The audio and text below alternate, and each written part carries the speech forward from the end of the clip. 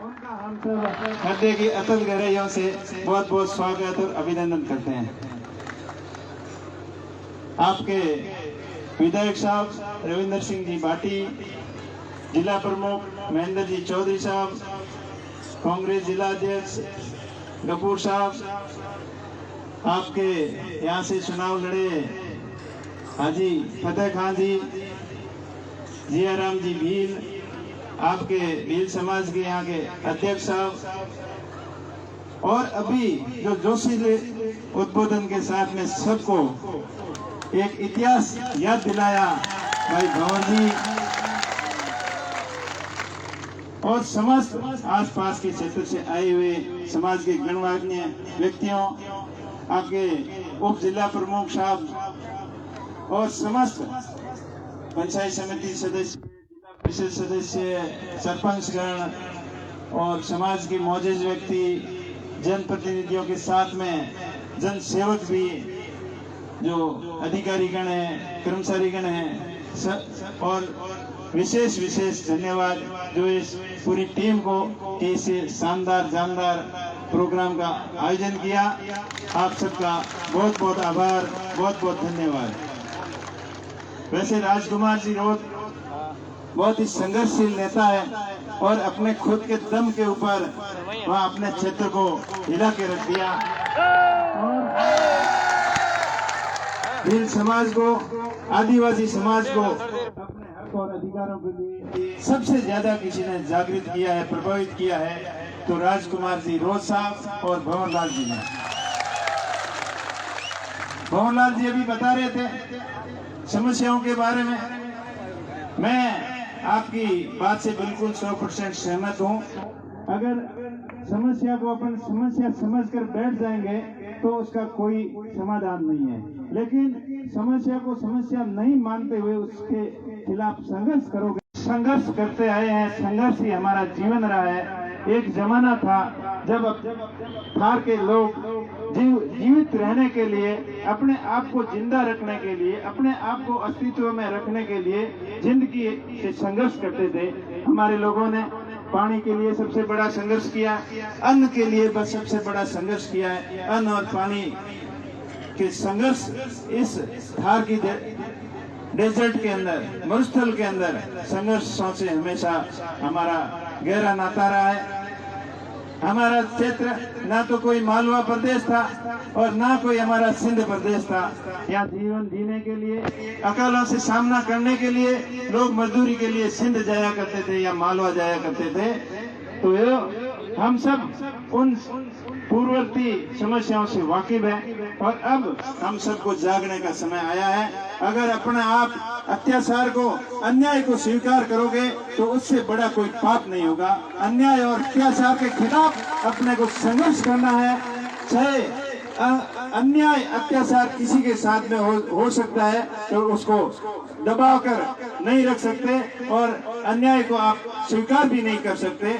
सत्य और अहिंसा के मार्ग पर चलते हुए, कानून का सहारा लेते हुए अपने आप को बदलना होगा और अत्याचारों के खिलाफ अपने को संघर्ष करते हुए, जागरूक रहते हुए अपने को आगे बढ़ना है। अपना भाईचारा आपस में कायम रखना है। वैसे भील समाज का, आदिवासी समाज का इतिहास हमेशा गौरवमयी रहा है। चाहे पुराने समय की बात करो, राजा रजवाड़ों की समय की बात करो, जो सब युद्ध के समय सबसे अग्रणी पंक्ति के अंदर कोई लड़ाका था तो भील समाज के लोग थे, आदिवासी लोग थे।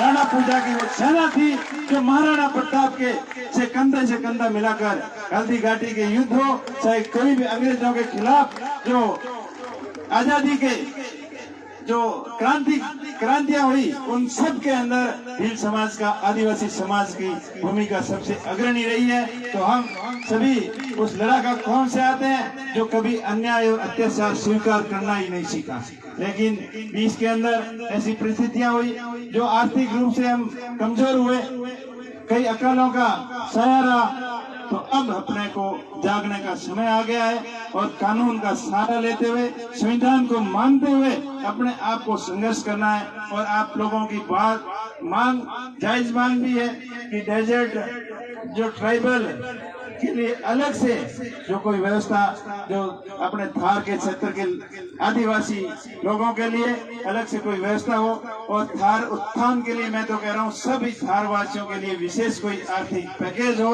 और विशेष सरकारी नौकरियों के लिए थार के क्षेत्र के लोगों के लिए विशेष सुविधा हो, ताकि अपना क्षेत्र सदियों से अभाव के क्षेत्र में रहा, अकालों का छाया रहा और विकट आर्थिक परिस्थितियां ऐसी रही कि जो प्राकृतिक समस्या अपने ऊपर रही, उन सभी समस्याओं से सामना करने के लिए सभी 36 गांव के लोगों को एक होकर संगठित होकर आगे बढ़ना होगा और अत्याचार और अन्याय के खिलाफ अपने को संघर्ष करना होगा।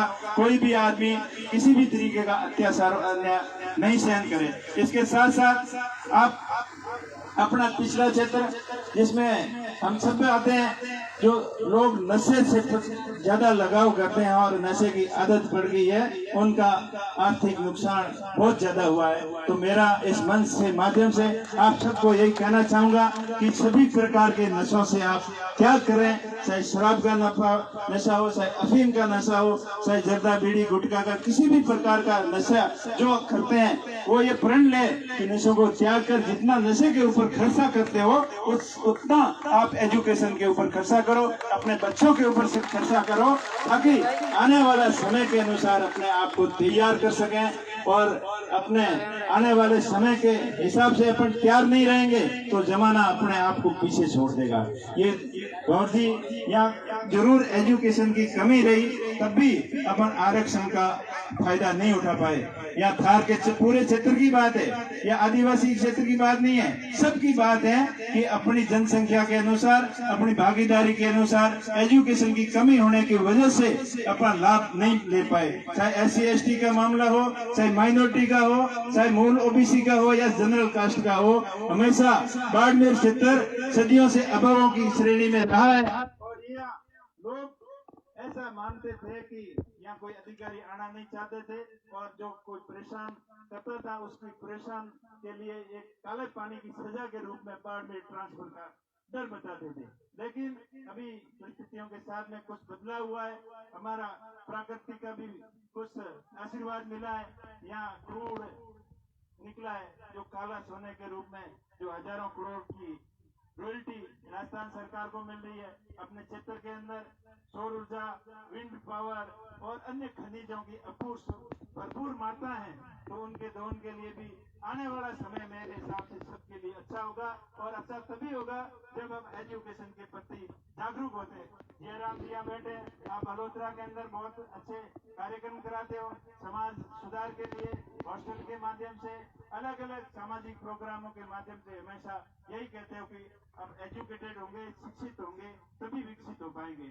तो मेरा आपसे सब यही आह्वान है कि एजुकेशन के प्रति, शिक्षा के प्रति आप जागरूक रहें, नशों पतों से दूर रहें और आपसी भाईचारा बनाए रखें, और अत्याचार किसी भी सूरत में आप सहन नहीं करें। अन्याय और अत्याचार के खिलाफ हमेशा संघर्ष करें, और हम सबका दायित्व बनता है कि जिस किसी के साथ में अत्याचार और अन्याय होता है उनका साथ दें, और किसी के साथ किसी भी प्रकार का अत्याचार अन्याय नहीं हो, ये सभी थारवासियों की अपना जिम्मेदारी बनती है। और आपने यहाँ बुलाया, मान सम्मान किया, इसके लिए आप सभी का बहुत बहुत आभार, बहुत बहुत धन्यवाद। और आपने इस संस्था के सहयोग के लिए बात की सांसद मत से, तो वो आप जो समाज के लोग तय करके मुझे बताओगे वो मैं करने के लिए हमेशा तैयार हूँ।